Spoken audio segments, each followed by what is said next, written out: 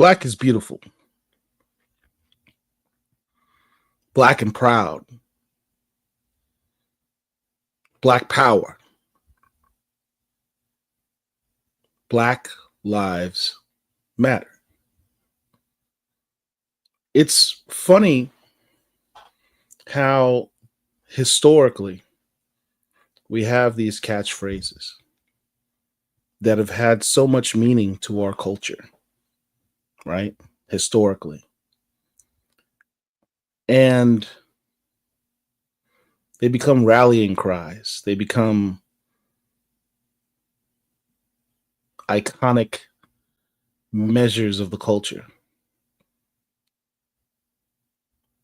But what happens when you have a culture within a culture?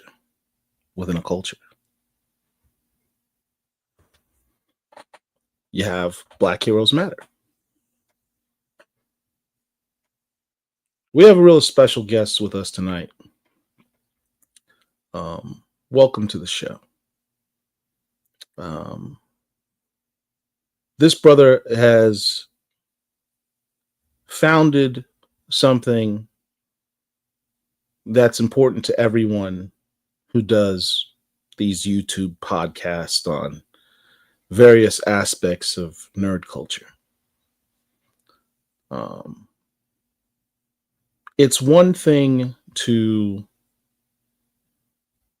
have this branch or that branch of a tree of blurredom. You might be into manga. You might be into anime. You might be into comics. You might be into sci-fi. You might be into gaming. But to encompass the entire tree of Black nerddom is an interesting thing. To try to bring all those branches together, bring that whole tree together under one umbrella as a community, to recognize that that's a very unique community and to try and foster growth and camaraderie and fellowship within that community is a beautiful thing, particularly when it's us. So I really want to give mad props to Uraeus, who we welcome on the show. Honor and a What's pleasure. up, man? Honor and a How pleasure. you doing? I'm doing well. I'm doing well. I'm with my people, so I'm always good. It is our honor and pleasure to have you on. Sebastian Jones hit us up, Stranger Comics, and said, you guys should have Uraeus on the show. Didn't even have to think about it. It's like, of course. He's like, he needs more recognition. You're absolutely right. You're absolutely right. Let's start with your comic book origin story. How did you get into, well, let's not even talk about comic books specifically. Blurredom. Our blurred culture that we're all part of in our own ways. What was your comic book? What was your origin story into blurredom? What set you off down that path? Well, I've been a blurred before the term, or as most of us, before the term was even coined.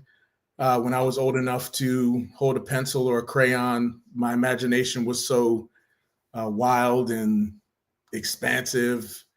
I didn't have the vocabulary to express all the things that were going on in my head, but I could hold a crayon, I could hold a pencil, I could, jot things down on construction paper and just do all these things to get the ideas that at a young age were flooding my imagination just out of my head. So, right. Just telling stories and playing with toys. And, as an only child, I spent a lot of time by myself, no brothers and sisters. So my imagination was my best friend, and creating characters and telling tales is something I've been doing since I was knee high. So, it was a natural thing to me. I was a quote unquote gifted and talented kid. So I was a nerd, but I was also an athlete. So I had a kind of intersection with the cool kids and the nerds. But, being a Blerd is an honor, and I've been that for my entire life, and I embrace it. And if you would have told me, or you would have asked the 5, 6, 7-year-old me what I would want to be as an adult, it would be exactly what I'm doing right now. Yeah, That's just what's up. reading and telling stories. So to talk a little bit about your educational background. Well, I'm born and raised in Montgomery County, Maryland, which is right outside of DC, which is a very diverse place. But the high school I went to was probably 80% white. So that put me in a being a nerd and being a black kid in a predominantly white environment was extremely difficult. But I found my way to navigate it through my art and through sports and just being a cool kid. But went from my high school, which is 80% white, to Morgan State University, the campus of Morgan State University, HBCU, which is 99% black. Yeah. So I say that saved my life and taught me a lot about myself and my culture and filled in a lot of the missing pieces that I had growing up. Of course, my parents tried to instill culture and history in me, but at that age, you don't listen to what your parents say.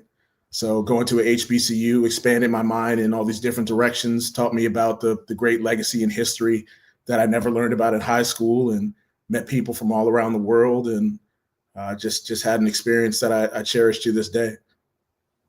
Now, what did you end up majoring in when you were in school? Undergraduate degree is in illustration and design.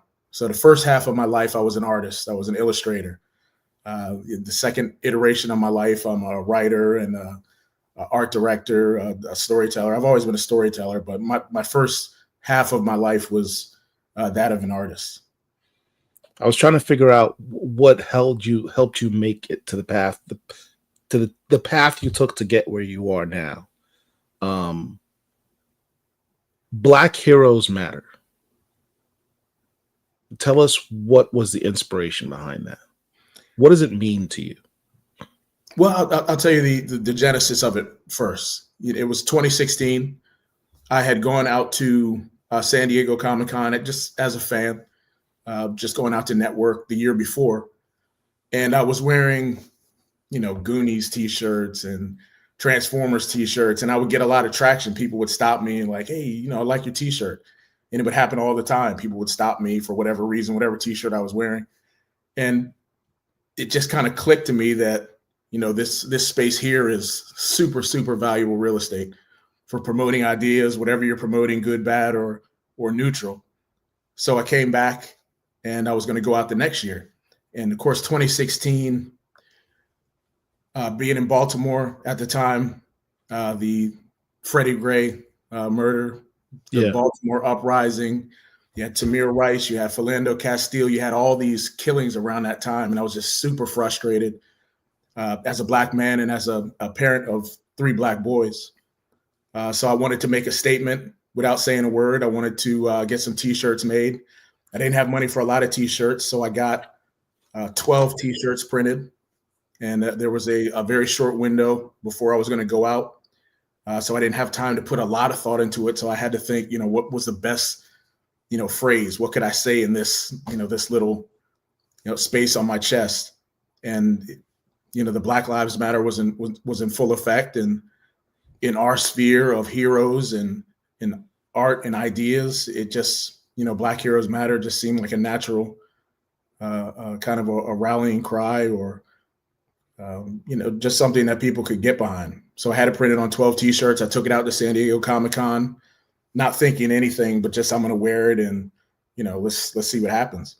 So I took it out.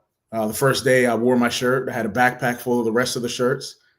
And I stepped on the convention center property, and within 5 seconds, people were, hey, well, yo, where'd you get the shirt?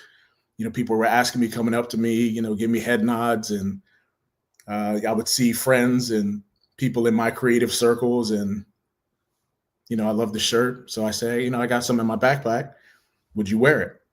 So eventually I passed all 10 out to friends, and we wore it throughout the 4 days of the convention, and it went viral, immediately. I was getting phone calls from Hollywood Reporter and Essence and BET and Al Jazeera. Like I don't even know how they got my contact information, but it just went super viral. People were taking pictures of me, posting it on Twitter and on Facebook, and just this huge wave of interest. And people were wondering what it was. Was it some movement? And at the time, it was just a T-shirt, but it would eventually become a movement. But it was just an organic thing that as more people gravitated towards it, it just became this huge thing. At the same time, David Walker, who's a brilliant comic writer in his own right, a genius, was having a flash mob, a Black Lives Matter flash mob. I wore my T-shirt to that, and just like the coalescing of two brilliant ideas, and people just gravitated to it, and it just took on a life of its own. It is still growing to this day. I mean, yes. As I go through these photos, and you see, everyone from creators to fans to celebrities. There's David Walker in this one to the left. You got Sanford Green, and Sanford Green who's to your right over there. Ryan Benjamin right beside me. I see Karama Horn in the back waving her hand. Yeah, man, you just. Yeah, so that's something we did on the second year. We did we called it a flash mob. Now we call it the family photo, but it's basically styled after the A Great Day in Harlem photo with all the jazz luminaries that was taken back in the day, the classic photo. But we just wanted to show everyone who wasn't able to make it out to San Diego that we have a presence here, and to come on out. And it's just magnificent. It's like a genius magnet, just all these people, all these creative geniuses and fans and supporters. And there's so much love, and the group gets bigger every year, and it will continue to do so. That's brilliant. One of the things I appreciated was the fact, look at you got the GOAT Dennis Cowan there. Mm-hmm. You went with the name Black Heroes Matter. My partner in Black Comic Lords, Richard, always talks about in our culture, we have real life superheroes in our history. And you could have gone with the name Black Superheroes Matter, but you went with the name Black Heroes Matter, which I thought was a much better move, much more poignant and much more on point, because it's a celebration not only of nerd culture with superheroes, but you also encompass the fact that, we do have real life heroes amongst us now and in our history. Absolutely. And we'll touch a little bit more about the cross nexus between that with the book that you're writing, Jaycen Wise, because it's kind of representational of that. But yeah, man, I mean, we talked about the fact that, I'm just saying, if I could add, you asked me about my educational background, and my undergraduate degree is in illustration and design. And once I graduated, I did graduate studies in African American history. Okay. So it was a natural path to combine the art with the history. And, I was coming into consciousness at the time and reading all these great books by, John Jackson, John Henrik Clark, Yusuf Ben-Jochannan, Du Bois, just all these giants. And I was just being exposed to all this information that I had never been exposed to prior to stepping on the campus of Morgan State University, and being in this community of, a conscious community and a creative community, and they kind of melded. So the Black Heroes Matter was just, paying homage to the greats. We have a history that, is, in my opinion, and, not to take anything away from anybody else's history, but, a second to none. In terms of African history and empires and inventors and, creators of culture and sciences. And, they can't mess with us. And that's why there's a lot of fear surrounding our culture, and the attempt to kind of put it off to the side or to have us not interested in it. But once you start digging, you come up with jewels. Man, what you just said there is so important.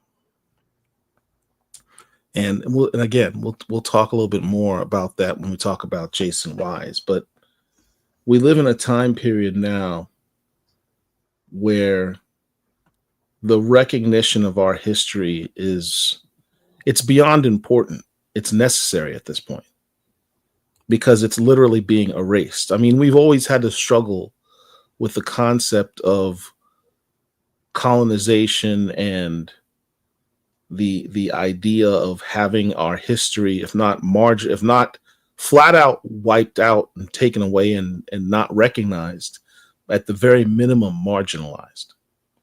Now we've got the straight eradication of it.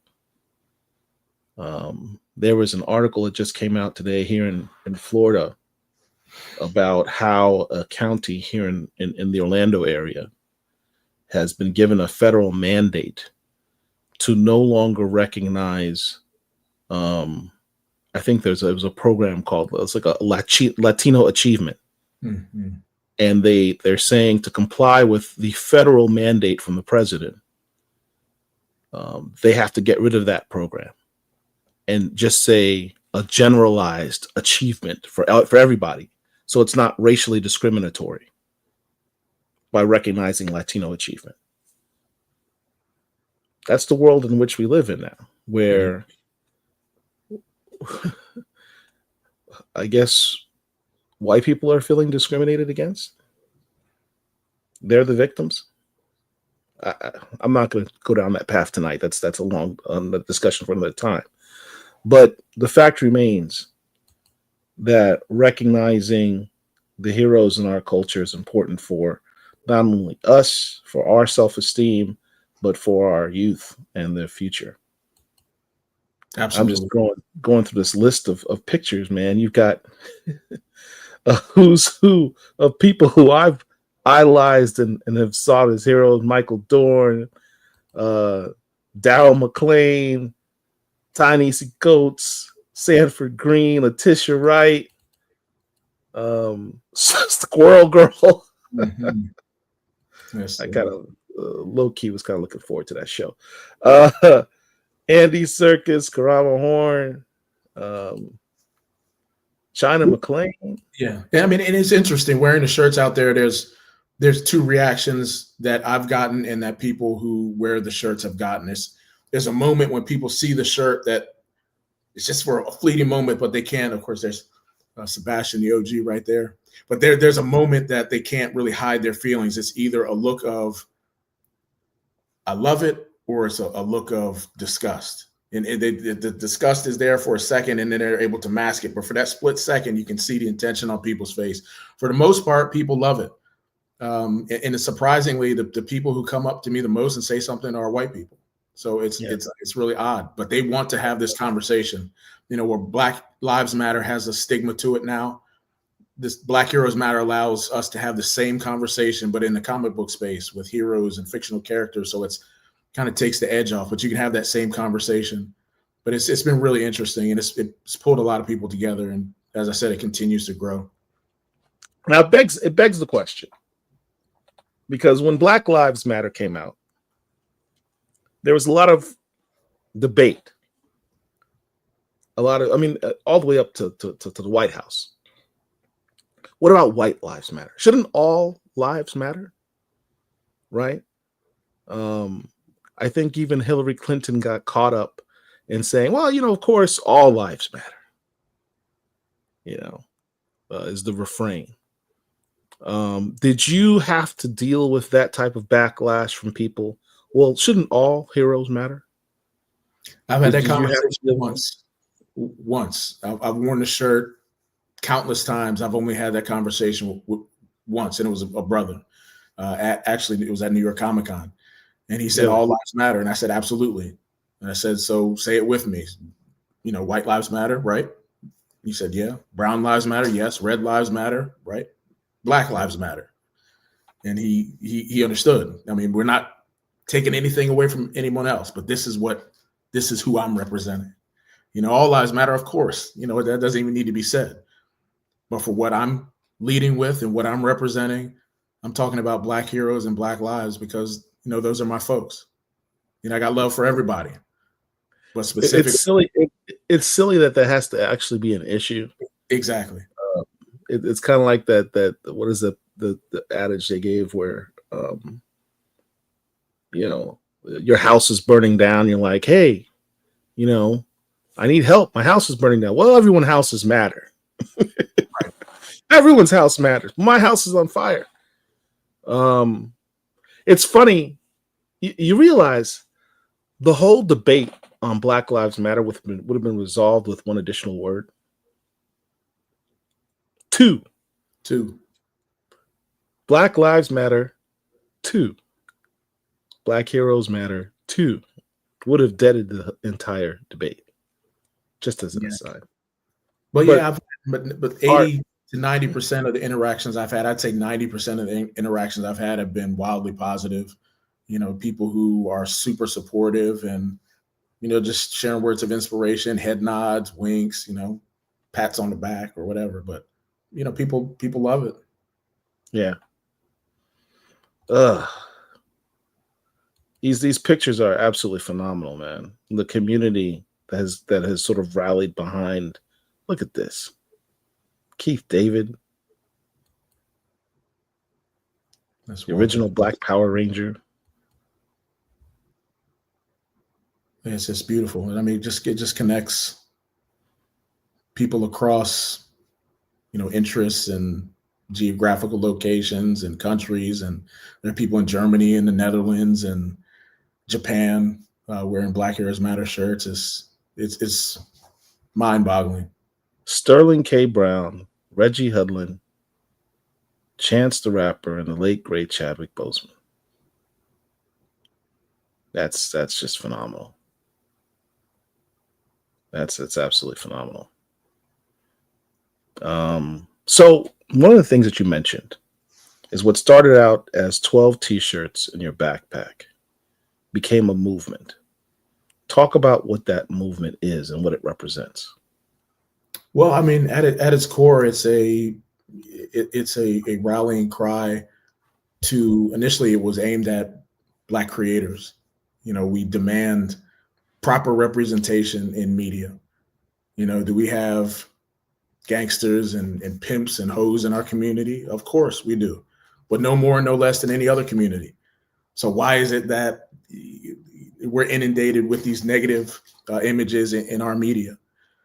So we want to, you know, if you want to have the gangsters and the pimps, hey, that's fine, but also show the astrophysicists and the dentists and the, you know, the paralegal and all these other, you know, the homemakers and educators. And, you know, we want proper representation. We don't want to be the sidekick. We don't want to be the comic relief. We want to drive. You know, we want to be in control of our own destiny and to have the wheel in our own stories and just to be able to demonstrate to our kids that we can absolutely achieve anything we set our minds to. There's no limit to what we can achieve, not to be boxed in NBA player, NFL player, rapper, you know, just this tiny box. You can be whatever you desire to be.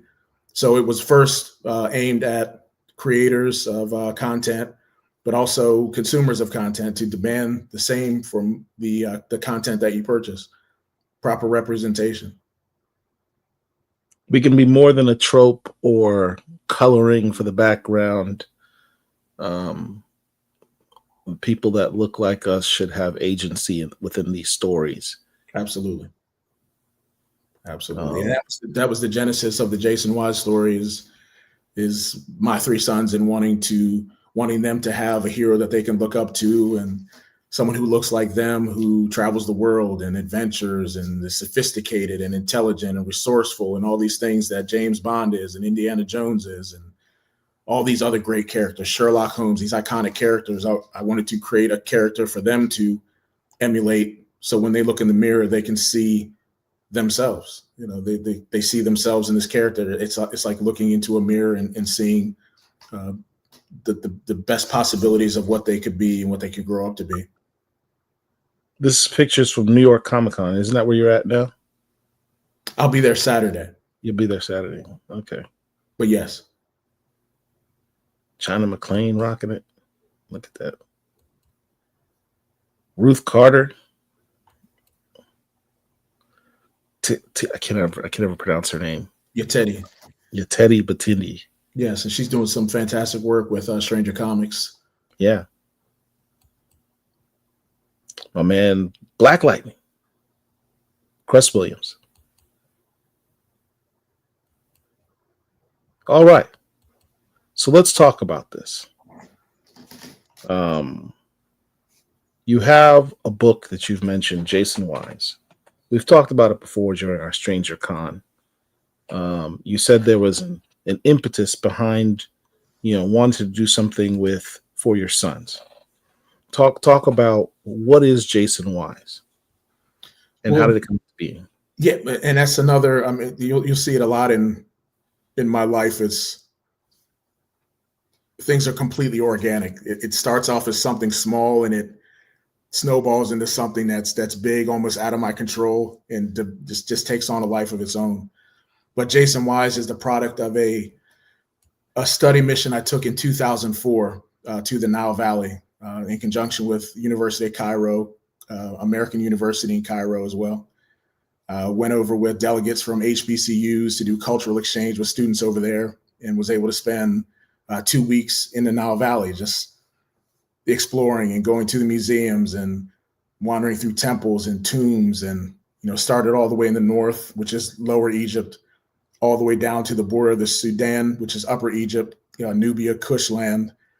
And just as I was walking and had a chance to just meditate in these spectacular temples and chambers, and there's debate as to what the people look like who created these things, but once you go over there, there's no debate, because they made it perfectly clear on the temple walls who did it, and they're Yeah, people like me and you. They made it perfectly clear. That's why they don't want us going over there, because when you go over there, proof positive that it was our folks who created that brilliant civilization and society. But just being over there and being a comic book head and wandering through, I just kept wondering to myself, like, what were their, did they have superheroes, or, what were their heroes like? Who did they look to and emulate? Who did they look to for inspiration in times of darkness and in doubt? And just the idea kind of downloaded, almost fully formed into my brain, of this ancient hero of the golden ages, who traveled down through history, working on behalf of Black people around the world, throughout the diaspora, repatriating artifacts from museums, and going on missions like Bond, and just my favorite characters, Indiana Jones and let's Bond. let's not gloss over how dope this story is. I mean, you have an immortal character from the land of, he's from Kush, right? Kush. Explain the significance of that. You went there. Yes. What is Kush? Why is it so significant? And please tell people it's more than just something you smoke. Absolutely. Explain what Kush is. But like, just as Egypt is as a household name, Kush should be a household name, in my opinion. And from the studying that I've done, Kush is superior to Egypt in every way.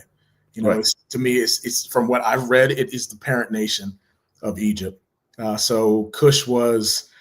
You can have that conversation. You can, we don't know whether the Egyptians were white or Arabic or Black.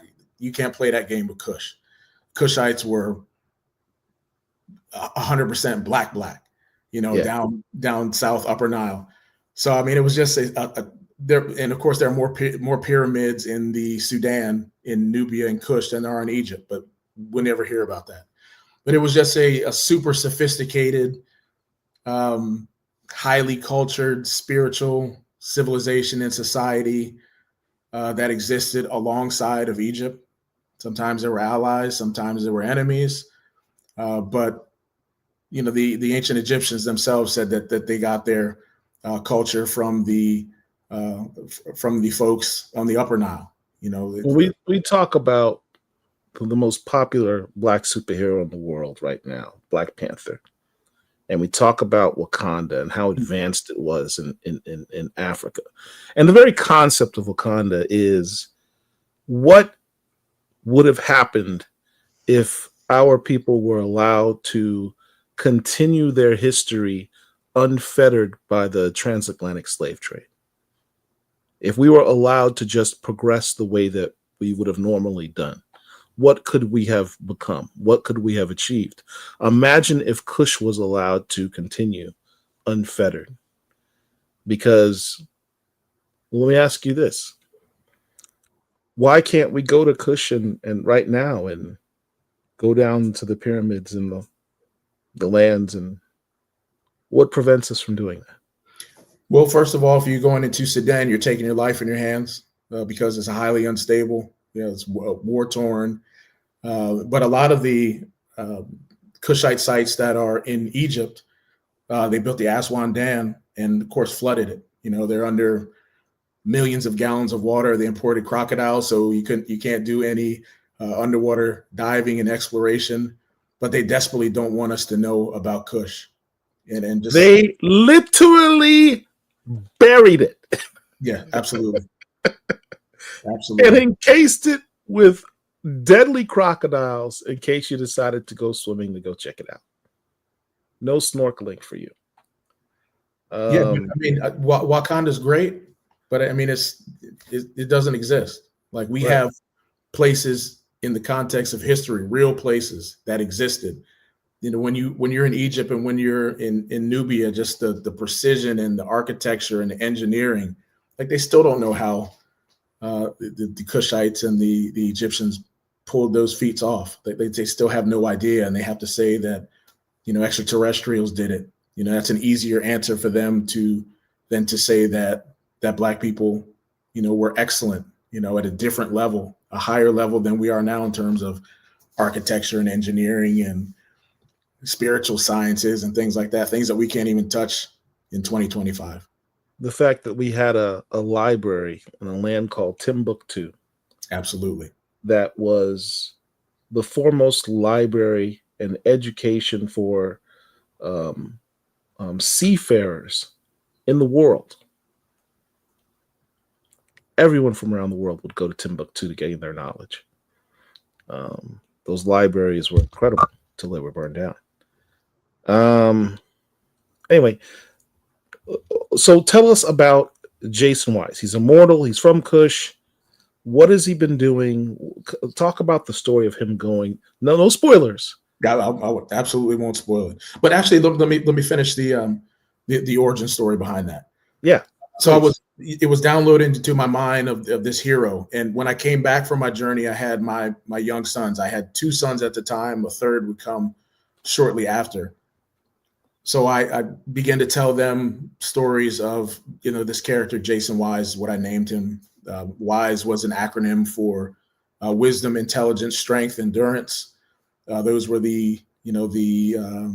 what I wanted to instill in my boys: wisdom, intelligence, strength, and endurance.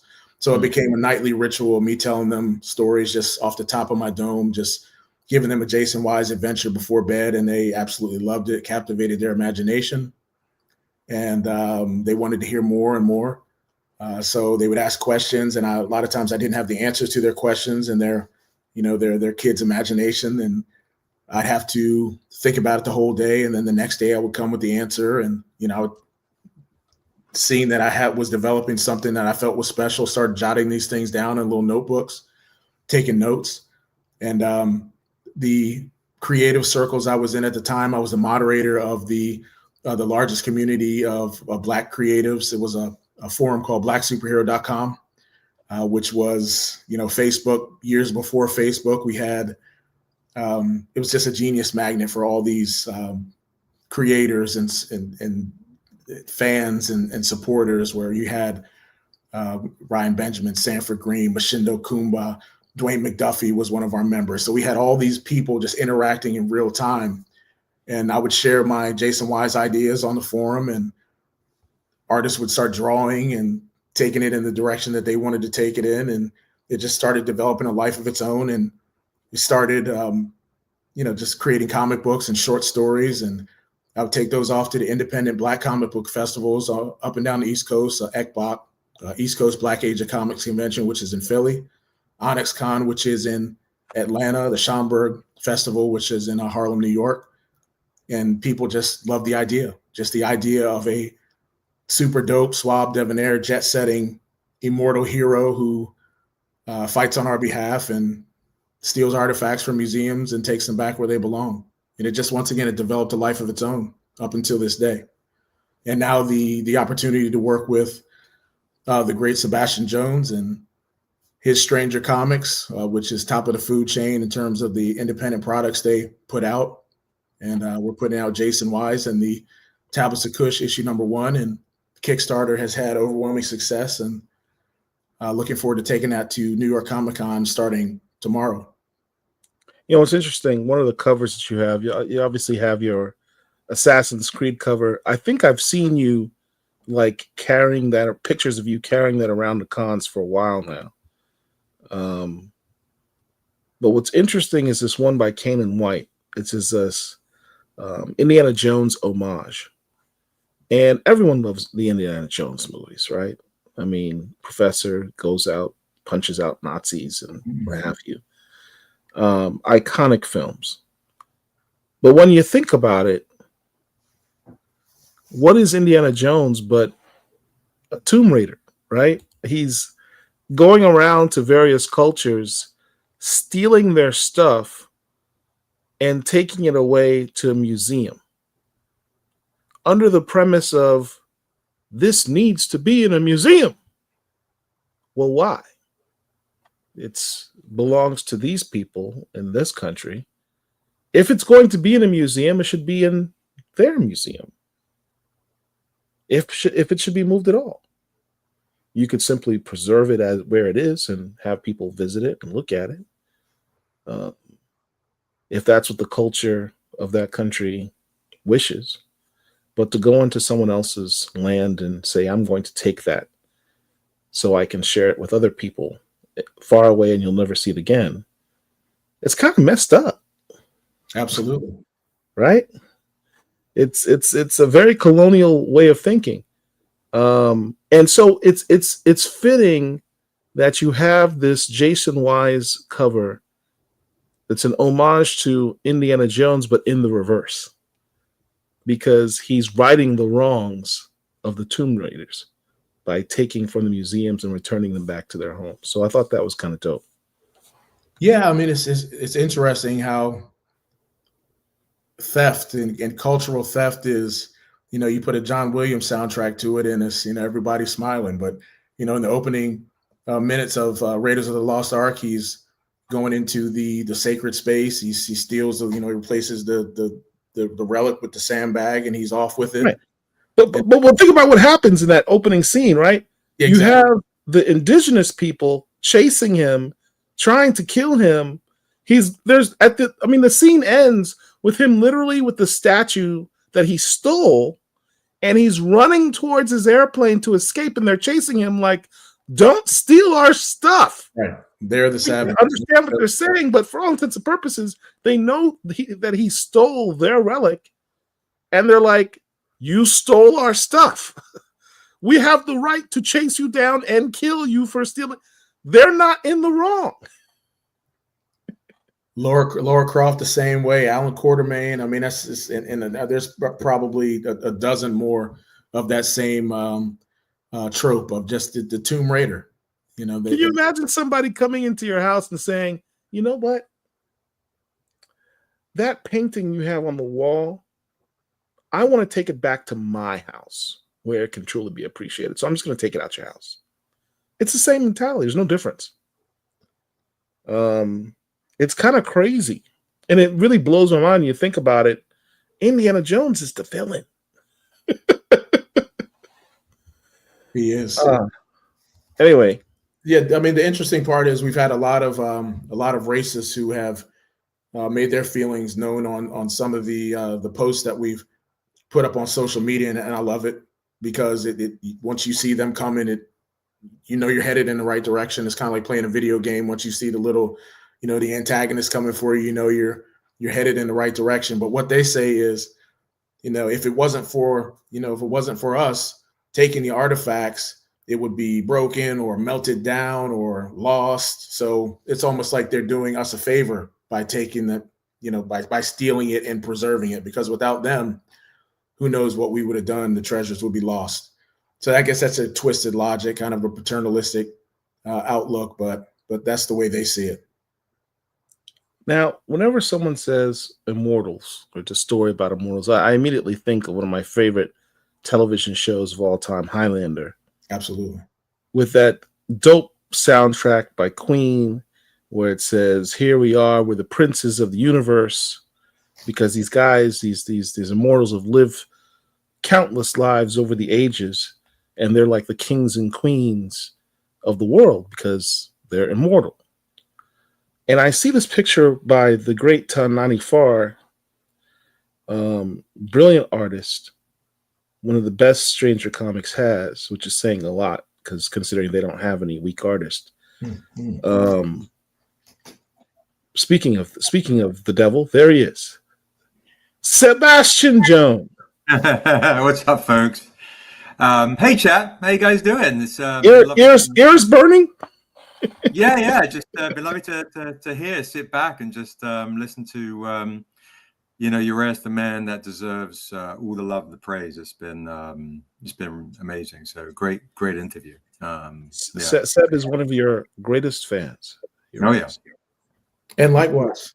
That's why the partnership is so easy and fruitful, because the respect I have for him and the Stranger Comics machine is second to none.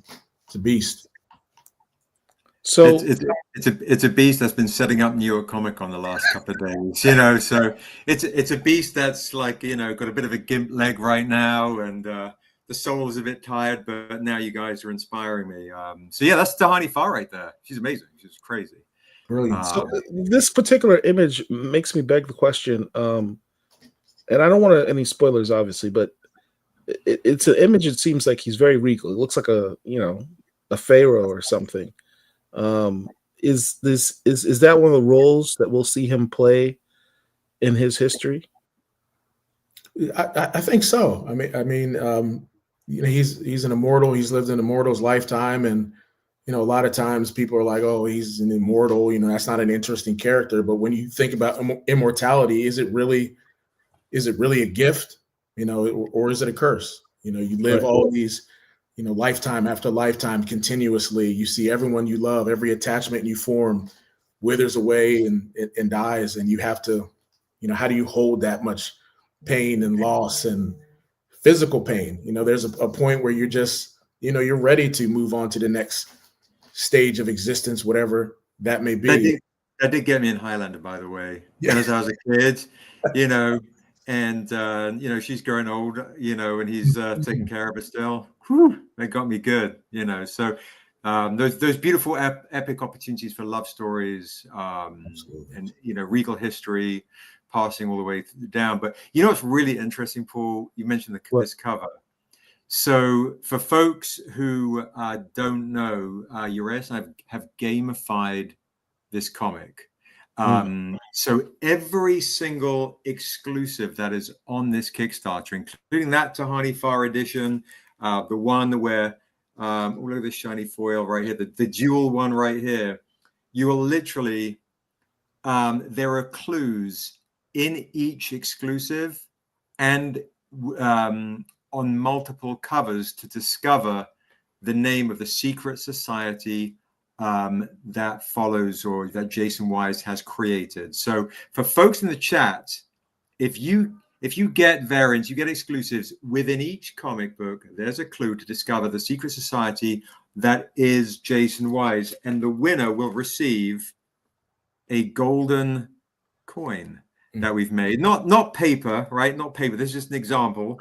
All right, but you can get this. You can win this, folks. We've gamified these comics. Because I'm a D&D head, we gamified these comics right here. And we also have got some copper coins, which you can purchase. Now, if you buy these copper coins or you win the gold coin, you find us at a convention. And we will give you a discount in the booth. We'll also be able to give you an exclusive, limited, just to you guys. So get a copper coin, get a copper edition, get a gold coin. And when I say our stuff is gold, I'm just going to show you something really crazy. Ooh, shiny. Right? That's like nice. It's an etching.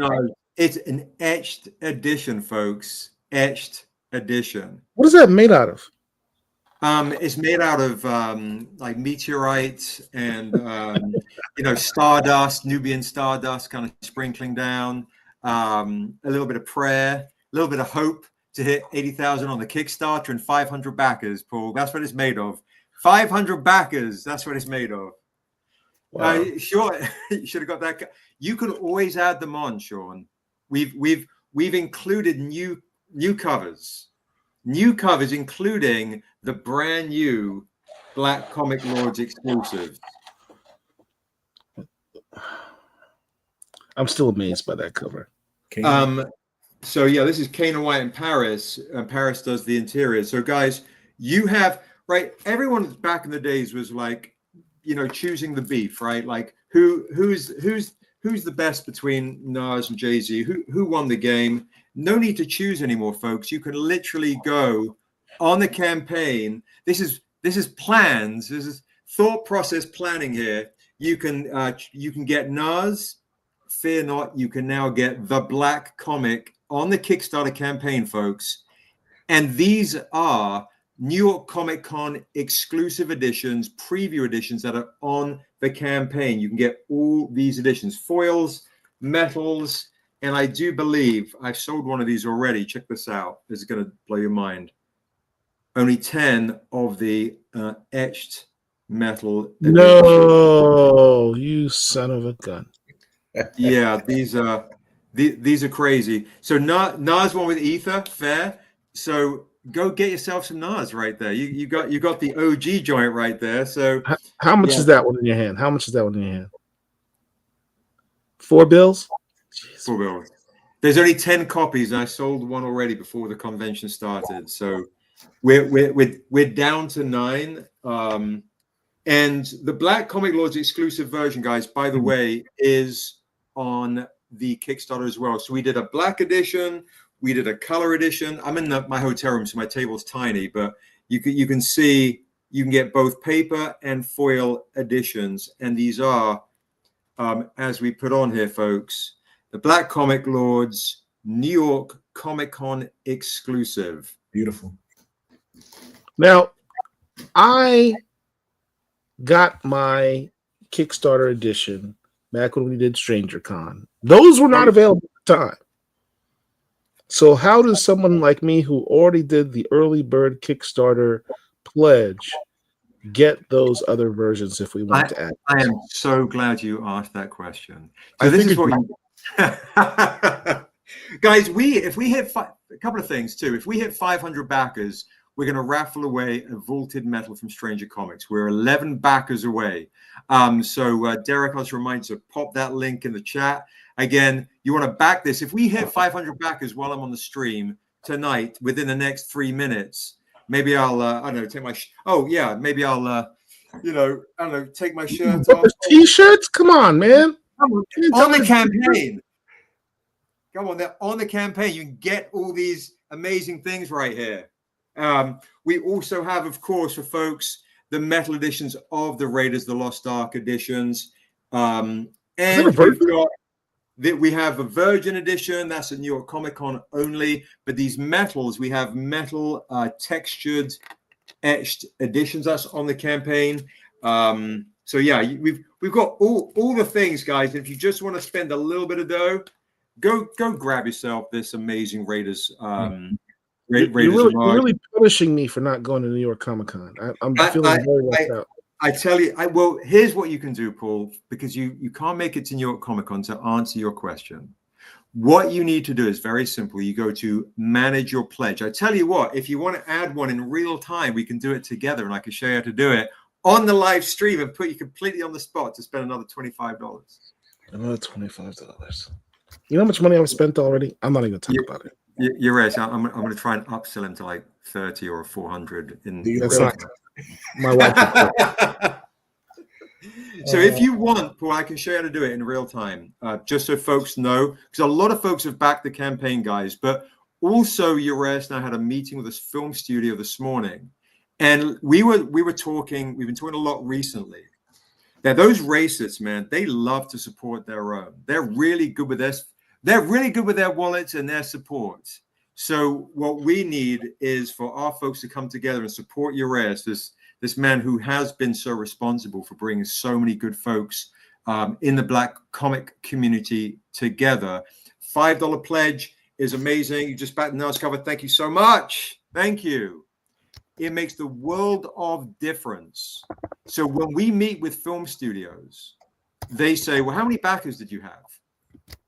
What was the dollar amount? But how many backers did you have? Are people coming to support this project? It's tough to really express how important you guys are in the chat, are just as important, or if not more so, to us who make the stuff. Because without you guys, we cannot do this. We literally cannot do this. So to see the heroes that you want to see for real, the support goes very far with a poster pledge, not just a hashtag prayer. So, yeah, Sean, thank you. Manifesto, thank you so much. All the folks that I know supported this Kickstarter, thank you. So what we want to do is you're going to go to manage your pledge. I'm in manage my pledge. Do you want to do shared screen? You want to see to help folks? I'm doing on my phone. Oh, okay. Gotcha. So you go manage your pledge on your phone. This is one of my OGs right here, Laura Townsend, Stranger Comics OG, who spent a thank you amount of money on the campaign, Laura. Thank you so much. Thank you amount of money. So you're going to go to manage your pledge. Laura, I'm in New York Comic Con. I'm a guest with Ures on the Amazing Black Comic Law show. You're going to reconfirm, Paul, the pledge that you've already got. Mm-hmm. Okay. And once you've hit confirm on the pledge you've already got, it's going to take you to the add-on section. And literally, you just add on any item you want. All right. So we've got you can add on, and it's done by dollar amount, and it's also done by you can do bonus support, but the add-on list is done by dollar amount. So if you see something you like, you can just add that on. And Laura, if you want the new crazy rare Jay-Z, this amazing etched metals, or if you want, this is $400. We have 9 left of these. Just add 400 in bonus support. I do also have something which has not been on the campaign. I haven't put this on. This is just for people that get me live. This is also a gold metal edition, $400. It is not on the Kickstarter. It is not on. It is not going to be at New York Comic Con. It's only if people see me directly. You add $400 for this. The prints. It's coming. We'll make that happen. We'll make that happen. So, so Laura, if you want this beautiful gold edition, my love, I'm going to make a note. Just add $400 in your bonus support, and this is yours. The gold metal edition. So $400 for the gold metal edition in bonus support. And remember, guys, if you've already done bonus support, you can claim the gold for 400, add 400. Thank you so much, Laura. You're amazing. Thank you so much. Josh should be in the chat right now making little notes right here for folks. I'm going to make a note for Laura. Gold 400 for Laura. Thank you so much. And if you want, or if you're able to, for the antique gold, indeed. Thank you, Laura. That's amazing. If you want, I can also do a shared screen and maybe show folks how to do bonus support and manage pledge. Are you guys cool with that?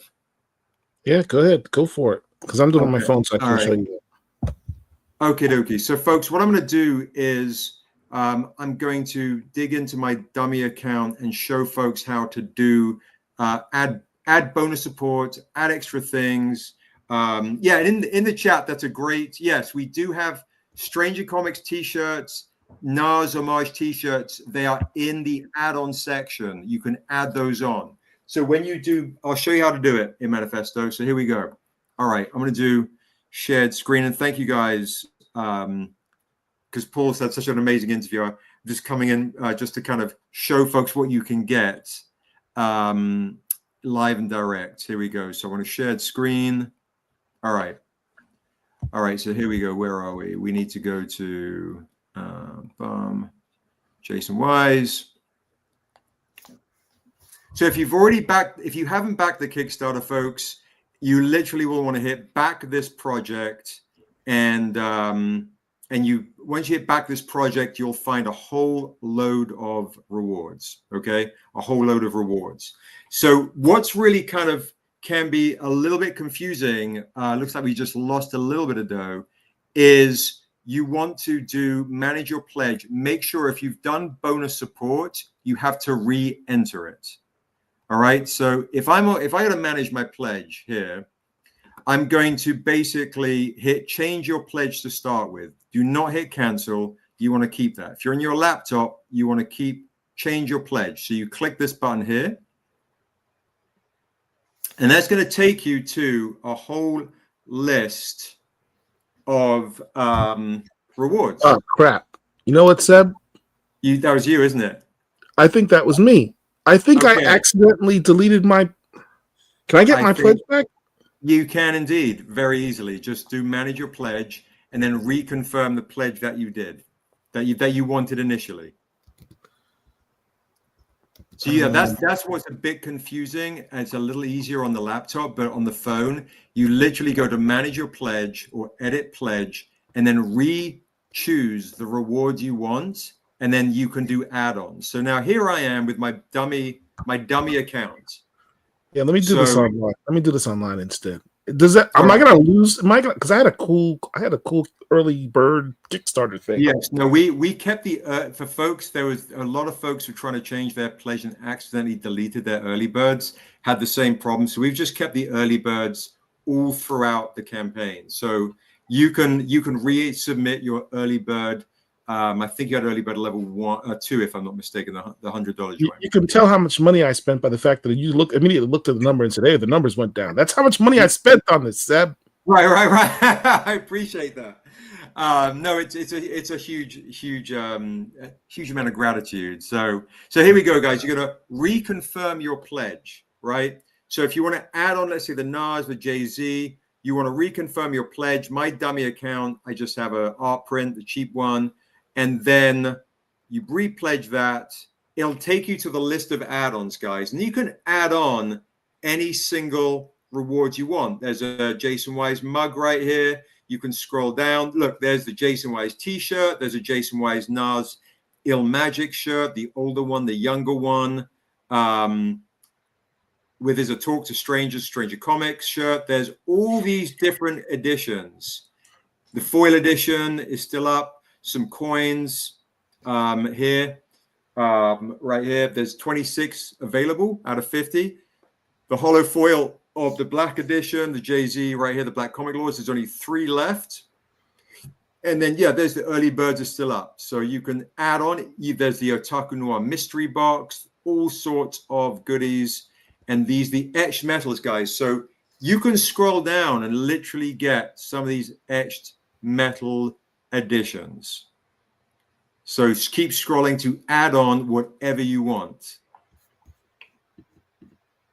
All right, so that's kind of how you do it. And for Laura, what you need to do, my love, is just add bonus support right here for $400 on top of your previous amount. And you have to re-enter what you added before, because they literally start you off from scratch. They make it nice and difficult. So you had, like, say, 400 here, continue to payment, and then it takes you to your total final number. So that kind of gives you a little bit. Yes, Laurie, absolutely. You go to manage pledge first if you're on your phone, and then you hit, if you're on your phone, you hit edit pledge. Let's see, I believe I have actually, the phones are a little bit different. Mm-hmm. The main thing is do not hit cancel pledge. That is the main thing. Let me just see one sec, because we did I think when you do it on the phone and you hit edit pledge, it makes you have to put everything back together. Okay. Okay, it's very possible.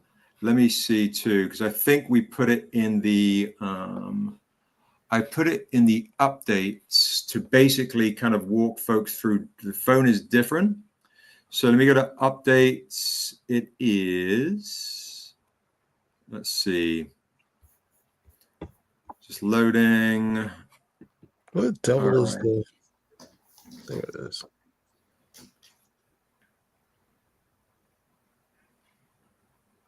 Found it. All right. So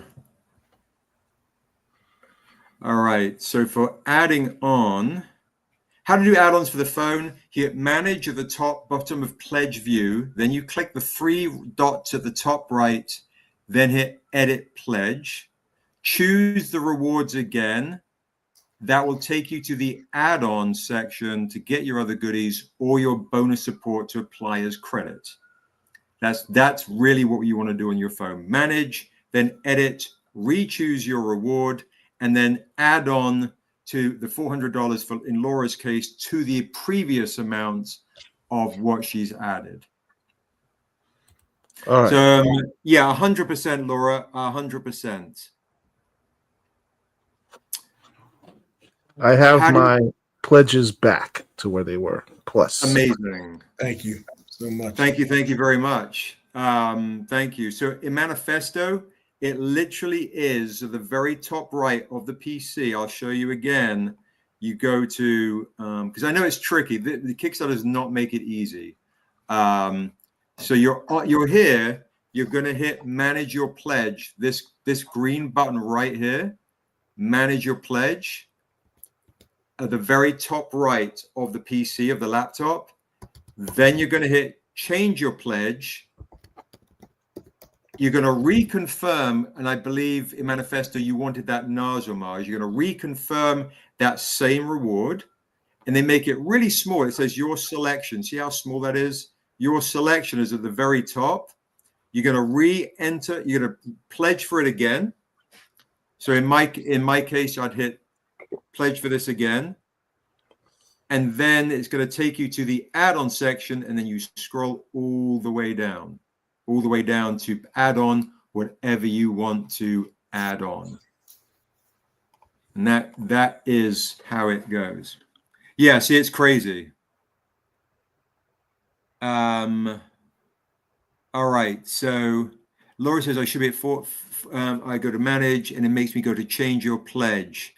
Yeah, you still want to go to change your pledge to add the bonus support. You have, Laura, basically you have to click change your pledge to add the bonus support in the very far right.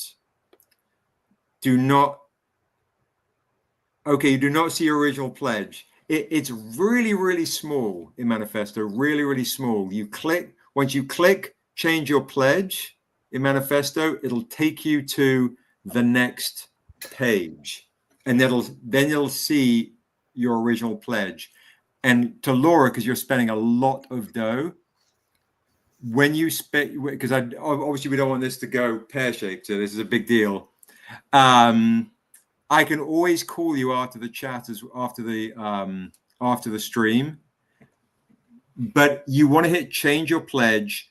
You'll see the bonus support amount you've already got on the far right. You reconfirm the same pledge. I'll just do this again because it's again kind of tricky. And Laura, you'll want to make sure you hit the button that says donate etch comic to Black Comic Lords. Nice. And I will hit that button. I will send you the address. Right. So here you go. So basically, after you hit, we go back to the beginning here. Here we go. Make it real easy. For folks on their laptops, it looks like Laura's went in. I see a jump by $400. So Laura, I think you're in the game, which is amazing with that gold one. Okay, so in Manifesto, yes, it does, Laura. Thank you so much. That's amazing. And guys, that means we're very close to the next stretch goal. Thank you so much. That's absolutely incredible. For folks who do not see their original pledge, if you see the Manage Pledge button, you click that button. It's going to take a minute because there's a lot of pledges. The first thing you see right here is the dollar amount. There's your reward. For me, it's the art print, right? Boom, there it is. Hit change your pledge. And then it's going to pull up a whole list of rewards, including at the very top right here. Do not do pledge without a reward. They should even do this here at the top. It's super confusing. Just scroll down. You'll see your selection at the very top. For me, it's this one right here. It's the first thing you see under pledge and no reward, the reward you've already got. So I have to select it with the pledge, and then it's going to take me to the add-on section. So I hope if you are a super duper mega collector, you'll of course want the Black Comic Lords version. There's two of them, Adult Nas and the JW color version. Yep. Both have Black Comic Lord on the back of them. Beautiful. It's for the super collectors, not you. I just diddle around with stuff.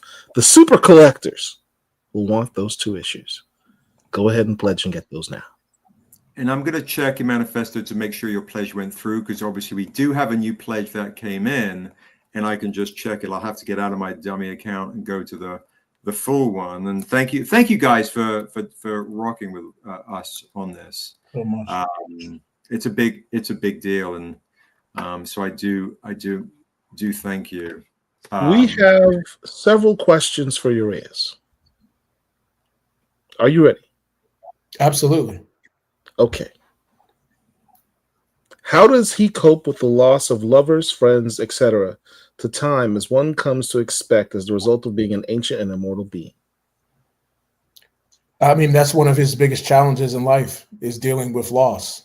And he deals with it the same way that any normal person would deal with it. He goes through the stages of grief, except for him, they're much longer and protracted. He might have a dark period where he's in mourning for the love of the loss of a loved one for decades, centuries, but it's just the fact that he knows that every attachment that he makes, every bond that he makes is going to break. He's going to have to watch every loved one wither and die. It's one of the great challenges. And as I said, immortality is not necessarily a gift. It can be looked at as a curse. So it causes you not to want to develop attachments and get close to people. So at certain points in his life, he's a loner and doesn't want to be connected with anyone. So it's just a part of his struggle, is navigating through those emotions of being a man who cannot die. I have a question for you. So this comic is the first issue, right? Correct. How many pages is it? 30 pages. 30 pages. Do you have other stories planned? Like, do you have a roadmap? How many issues do you have in your head? How many issues do I have in my head? Yeah. Hundreds of issues. That's good. Yeah, hundreds of stories. But yes, there is a roadmap, a general roadmap of where we want to go, and that ties into the other media projects that we're doing, the screenplays and such. But we have a roadmap of where we are you supposed to mention all that? Seb's right there. Absolutely. Yeah, we have a plan of where we want to go with this, and looking forward to sharing the journey with everyone. Seb, we're going to circle back to you because you look way too happy. I get the feeling that you've got some big thing that you're supposed to drop that you should be telling us about. But I'm not Oh my goodness! No pressure. I still cannot announce. I've been really hoping that the announcement was coming. I will say though, for folks in the chat, I had Derek put his finger on the Black Comic Lords exclusive button, and then you having something. Look at him; he's already ready to go. I do have some exciting things happening. We signed a big deal. Don't get ahead of yourself. I just can't say it yet. Dr. Wizard has had his finger on the button all night. Let him hit the button. This is a Black Comic Lords exclusive. All right. Nice. Give me something. You got to give me something. You can't come on here and not give me something. It's only us. There's like 3 people watching the show right now. I'd be in so much trouble if I do not. I will say this though. It's Niobe's 10-year anniversary. It's Niobe's 10-year anniversary at New York Comic Con. And if folks are coming to New York Comic Con tomorrow, they're going to meet someone very special. Niobe's 10-year anniversary is from New York Comic Con literally 10 years ago with Amanda Stenberg. So we dropped this. This is a fully painted. We also have a Jay Lee edition as well. We're bringing as well. And we also did some, of course. Oh no! Some etched metal of the original. Look at that. Of the original, yeah. We have these in gold and silver. When I saw Amanda today, it was amazing. So shout out to Amanda Stenberg. Without her, of course, we wouldn't have the celebration of success that we have had with Niobe She Is Life. She is one of the sweetest, kindest, realist folks that I know, and it's just been such a blessing to be able to share this Niobe journey. Laura, if you want, punishing your fans that are not going to NYCC, I just hope you realize that. I tell you what, folks, for folks that want the Jay Lee edition, I have this in paper. It's only $30 in paper. Add it to your pledge and $30 in bonus support. It's yours. And I have a $150 metal. I think they're $150. For Laura, they'll be $150. There might be $200, but I'll do $150. I just don't have any on me. So if you want the Jay Lee, Laura, $30 for the paper, $150 for the metal. Thank you, Quid Pro Quo. I appreciate that. And Seb, just to add, the metals, as beautiful as they are on the screen, once you see them in person and hold them in your hand and feel that weight, they're absolutely amazing. Just a different level. The etched metals as well. In person, these etched metals, they're really tough to kind of fully experience until you see them in person. They're really quite amazing. All right, so let's go to our next question for you, Reyes. Do you have any more plans for Morian Comics? Absolutely. There's some things in the works that I can't discuss with Morian, but I'm working on volume 2 as we speak, and just having fun with it, developing the properties that I wanted to see as a kid, and satisfying the inner child that still lives inside of me, and just having fun with it between Morian and Jaycen Wise. Right. But yes, 100%. Can Jaycen father children? Is immortality transferable biologically? Does he have any modern descendants running around? That's a very good question. No spoilers. I will say that, yes, he probably can father children, but would he want to? Would be the question that I would ask, knowing that you have to watch, the most painful thing for any parent is to outlive your child. And that's a fact for him. That's something that, the reality of his existence. So I don't think that's part of his question is the immortality transferable? So like if he has a kid, would the kid eventually become immortal as well? No. Oh man, that's sad. That's kind of cold, man. It is. So of course you have a choice to make. You can participate in that part of life and reproducing, but knowing that you're going to watch your child grow old and wither away. Kind of that interstellar moment with Matthew McConaughey was a daughter is an old woman lying in the bed about to pass. Wow. That's wow. This pull-out gate must be strong. Anyway, so which actor do you envision portraying Jaycen Wise on the big screen?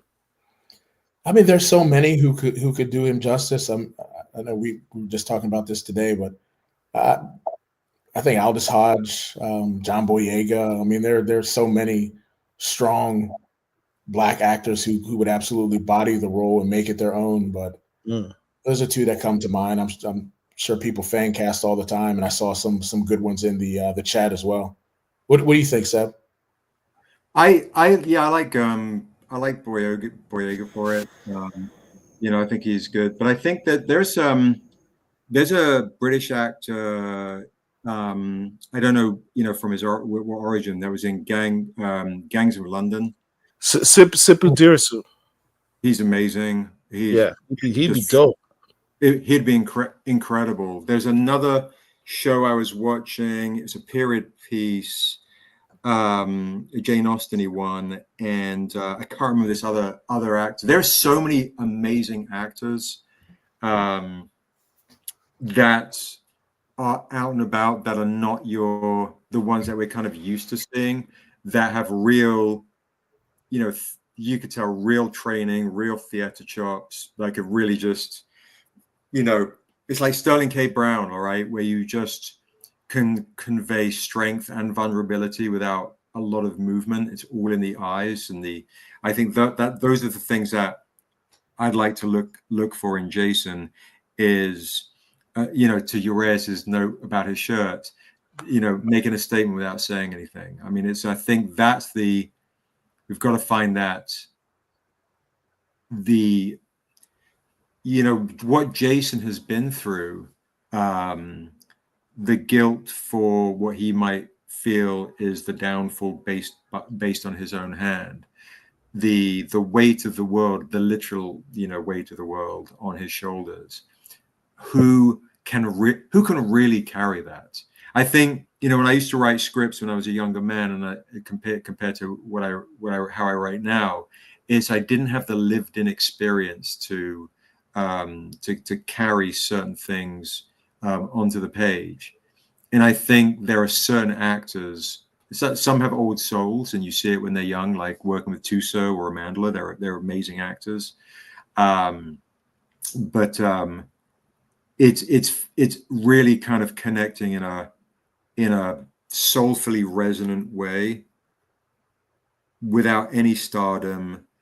There's nothing, no fluff, nothing cosmetic. I want to be able to feel this man's pain, sorrow, hope, ambition, and wrath. Derek has a question. It says, do you envision Jason Wise being played by only one actor, or being more like a James Bond who is played by different actors over time? Well, I think in order for you to get to that James Bond level, it has to be a project that has a certain longevity over decades and, multiple iterations. So that would always be the goal, to be able to have that longevity where you're putting out project after project and hit after hit. So I mean, it would only be natural for there to be different versions of the character. So I would be completely open to having a James Bond or a Superman like existence where you have these different actors filling that role. Definitely. Let's get the first one down first. Wait, hitting buttons at the same time, Derek. Can we get the Seal version of Who Wants to Live Forever tied into the film once you cast Mike Coulter? I like Mike Coulter, but I don't see him as Jason Wise. Yeah, I love him as an actor. He might have aged. I don't know how old is Mike. He's probably approaching 50s. He's probably his mid 40s at this point, at least. Yeah. So I mean, I think Jaycen is a much younger man, probably late 20s, 30s, and also give whatever actor it is the opportunity to grow with the role. Right. Love Mike Coulter. I want one of these shirts. Where can we get these shirts? We're looking at the Black Heroes Matter shirts. BlackHeroesMatter.biz, B-I-Z. Yeah, the Cop One. The figure with the afro and the superhero mask. Did you draw that? Was that yours? No. I work with some talented designers to come up with those designs, and there's a myriad of options to choose from, and you can make a statement without saying a word as well.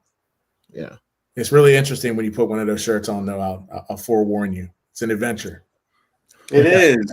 I went to New York Comic Con a few years ago wearing that shirt. The amount of looks, stares, people kept running out going, where can I get that? And then what was really crazy was when we went to set up the booth at the convention, there were some guys who were, giving me such dirty looks. And the following, so we set up the whole booth, and the following morning I came to the booth. And I told my team, like, we got to get up, be there at 8:30. And like said, we've set up. I need an extra half an hour. I'm like, we got to get there. You never know. We get there, and our entire booth was trashed. Oh, wow. And I had to spend 2 hours reassembling our entire booth. It had been run through, and banners broken, glass frame smashed, and books destroyed, all because I was wearing that shirt. Wow. Oh yeah. It's definitely an adventure wearing the shirt. So, but it's so incredibly necessary. Uraeus touched on something earlier. I can't, it's so funny, Laura, Belix, sorry, I can't even go into it too much. That it's nutty. It's really nutty. But there are some folks too that it creates really good open dialogue with people that don't necessarily assume that they're going to be on your side, or they've already had preconceived notions based on their own inhibitions and lack of self-assurance and fear, just what they've been preached to. And then as soon as you start having the conversation, it can really mend bridges and things. And like, I've had the most amazing messages sent to me in private chats and going, I didn't expect you to be so welcoming. I didn't expect this, and you've changed my perspective. And can we talk? It's been quite an adventure doing what we do.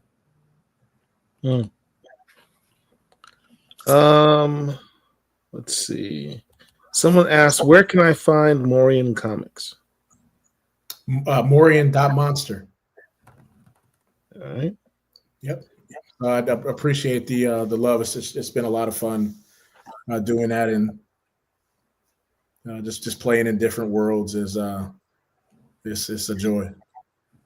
Any picks to direct the movie?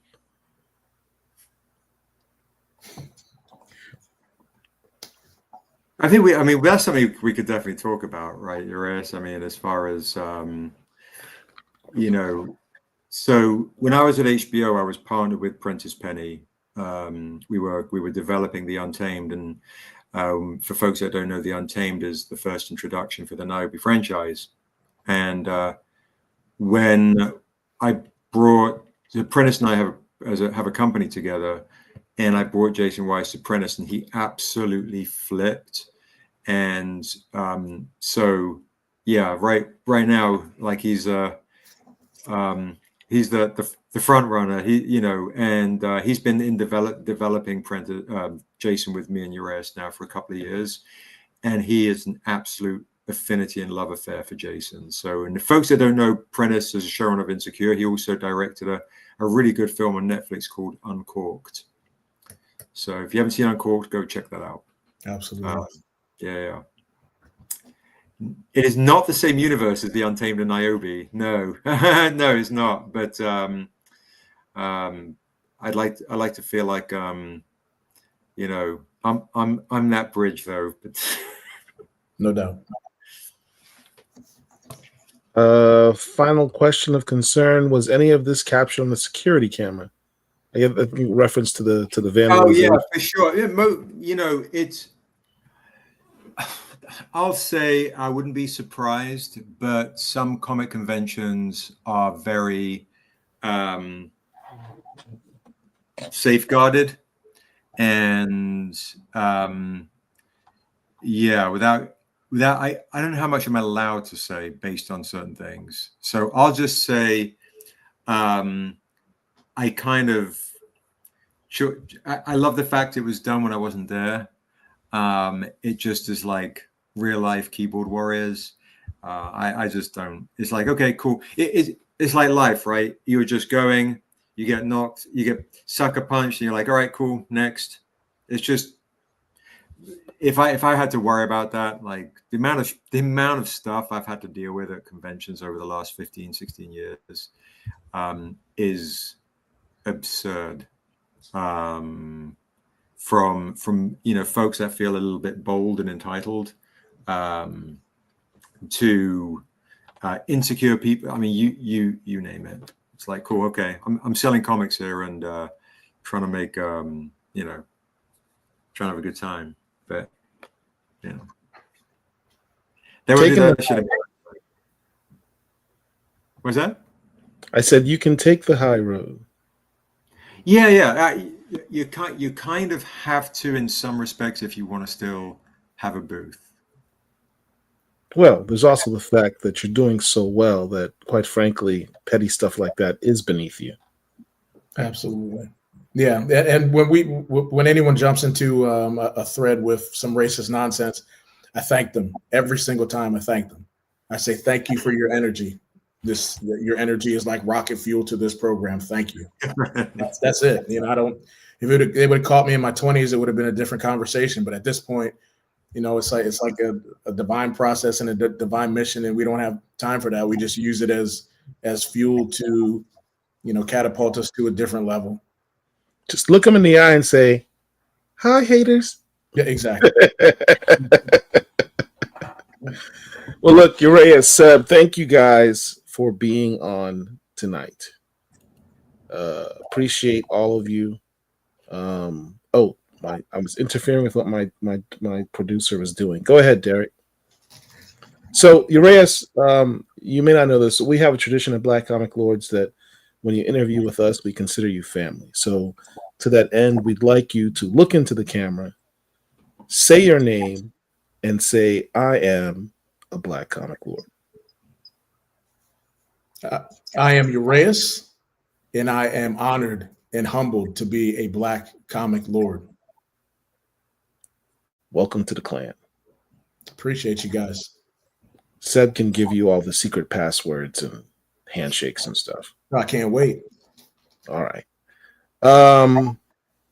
Listen, I didn't even ask anyone throughout this. I'm terrible. This is why I needed Derek back. Derek, you're kind of slacking on your job, to be honest with you. Derek, it's your job to make sure I remember to tell people to hit the like button, share the video, and please subscribe to the channel if you're not subscribed. It doesn't cost you anything. Derek, do you have the picture for the con? Probably not. All right. Well, listen. Can I add one more thing? Oh, please. Yeah. Just as a thank you to the 491 backers that we have, and once again trying to hit 500 ASAP. But for anyone who's pledged over $100, we've initiated just a thank you. For every $100 you pledge to the campaign, you earn a virtual key. So if you pledge $300, you earn 3 keys, 500, 5 keys, 1,000, 10 keys, etc., with no limit.